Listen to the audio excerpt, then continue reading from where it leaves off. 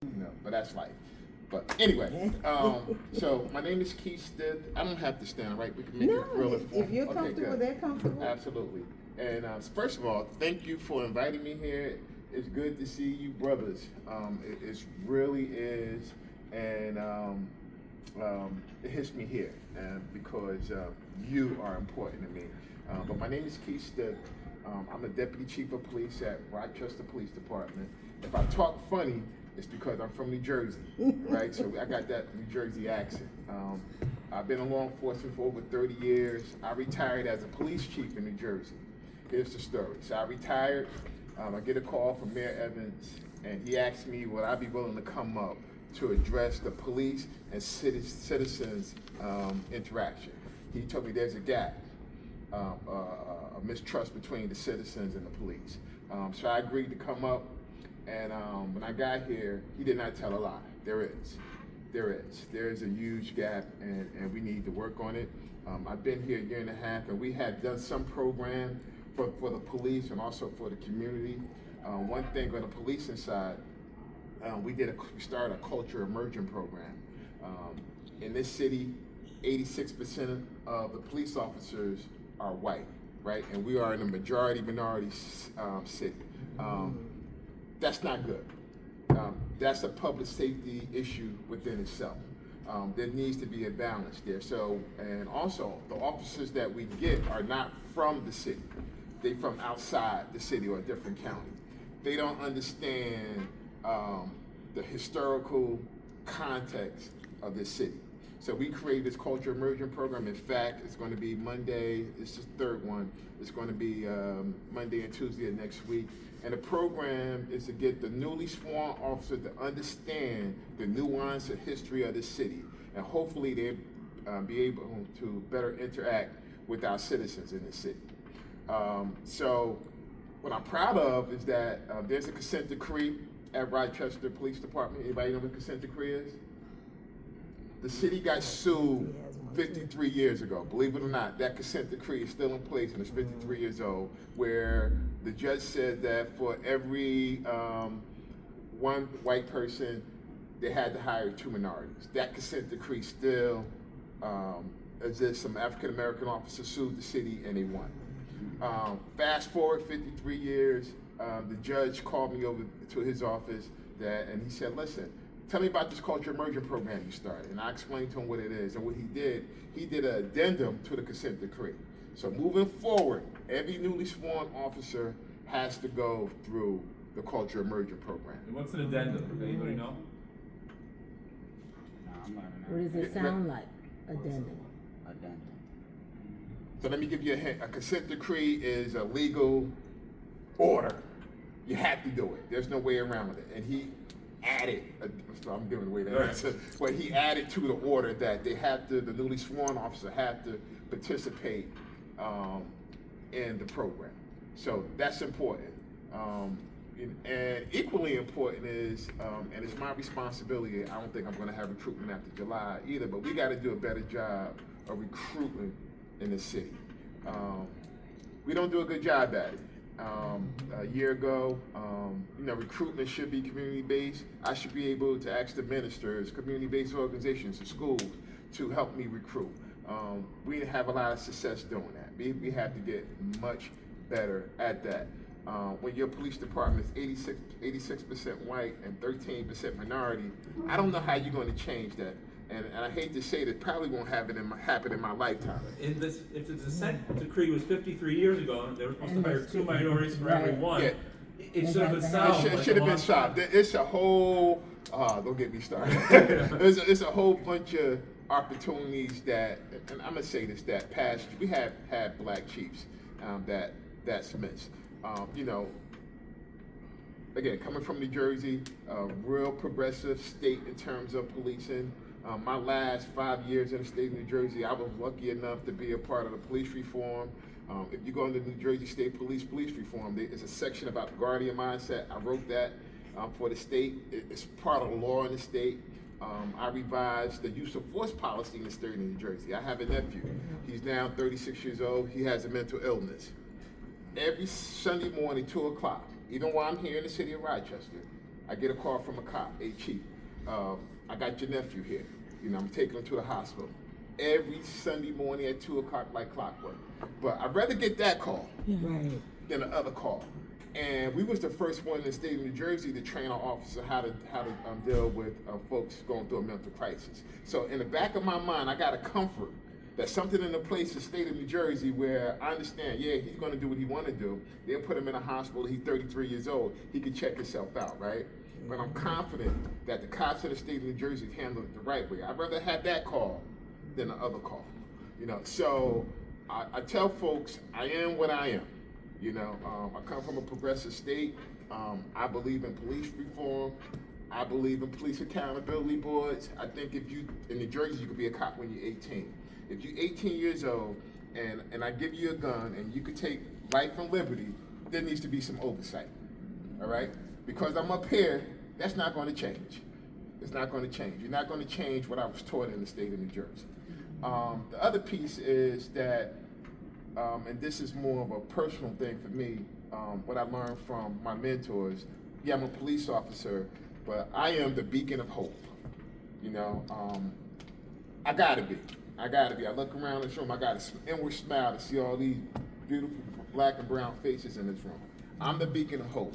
And it's also my responsibility to create hope opportunities as well, all right? It's also my responsibility to create a foundation of possibilities. Think about that for a second, right? Police department creating a foundation of possibilities for their community, all right?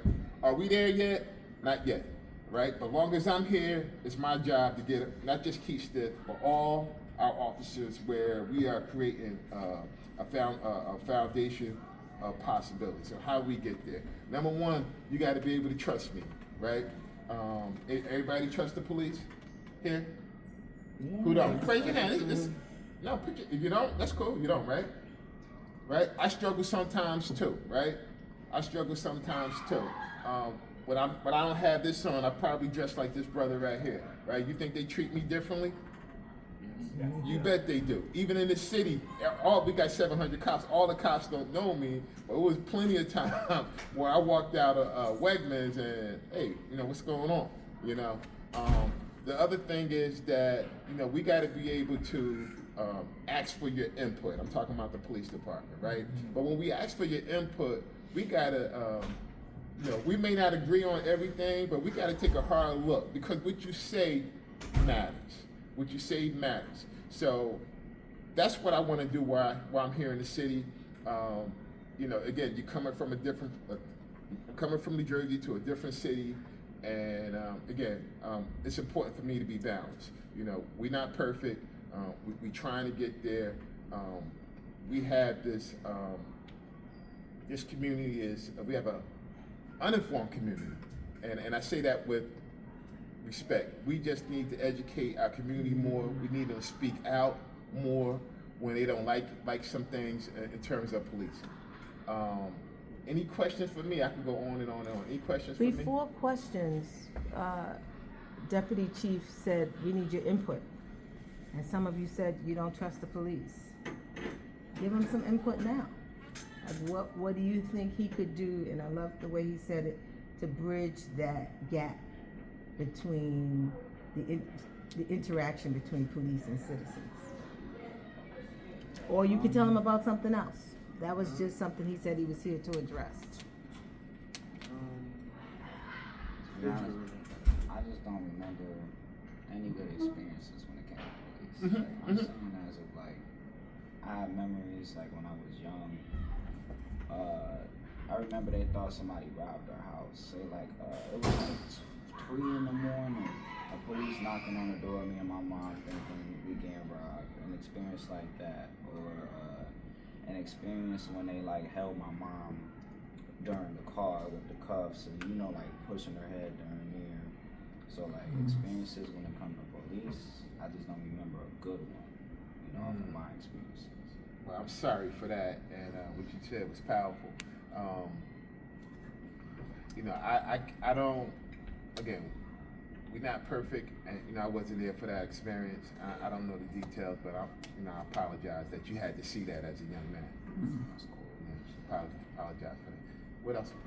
So, Trying to jumping off of Corey, and also as a young child, I was told how to handle a police pulling us over, where instead of like a conversation, you were told to, even mind you, I'm like around 5'6" at the time. Put your hands where they can see it. The person in the back seat records if anything goes wrong. You don't move unless they tell you to. There was a couple of times where just police officers would just kind of follow us to see what we were doing. I think that in order to like get a good reputation for the police and at least in the city of Rochester, there's like also a delay when somebody calls 911, whereas Greece or Penfield or Gates or somewhere in the suburban area, the cops will get there like that. In the city, it'll take like 15-20 minutes before they show up, unless they know there's like a high-speed chase or anything like that. And yeah. I got one more. Yeah, one more I remember too. One time me and my mom was driving, it was nighttime. They thought we was the robbery vehicle. Or the vehicle was some type of robbery. I don't know what it is. And I remember they just stopped us. There was a bunch of cops. They instantly came out with guns. Instantly. Like, I mean, not even talking, because they thought we was the robbery vehicle. So it was just me, my mom, and imagine you just being there. You see a lot of cops with just guns out, like come out the car. I'm like, what? You know what I'm saying? Yep. So that was also one too. So Again, I remember that. Yeah, I apologize if you had experienced that. No one. So first of all, you know, doing the traffic stop, no one should die doing the traffic stop. Right. You know, think about that, right? You shouldn't die doing a traffic stop. And unfortunately, even when I was home, ministers used to ask me to come in to speak to their 17-year-old members because they're about to get licensed. And I used to speak to 30 kids every month about, putting your hands on the steering wheel, making sure your license and registration in a place where you could get it to. Tell the officer what you're doing. Turn the interior light on so the officer can see what you're doing. We at that point. Unfortunately, we at that point, and that's sad. But we got to get better. And I can speak for RPD. As long as I'm here, we're gonna get better. Right here. Go ahead, Anthony. Isaiah. Like how many teen hotlines it is to connect to the police? Teen hotlines? Yeah. None. We don't have a juvenile bureau at all. So to answer your question, no, that's a great idea though. We could talk about that. That's a great idea. That's a great idea. What would you want it to do? Basically, I wanted to let it help teens connect to the police when they don't feel safe or something like that, or when something is happening that they don't think they can go Oh, that's I like that. I like that idea. I like that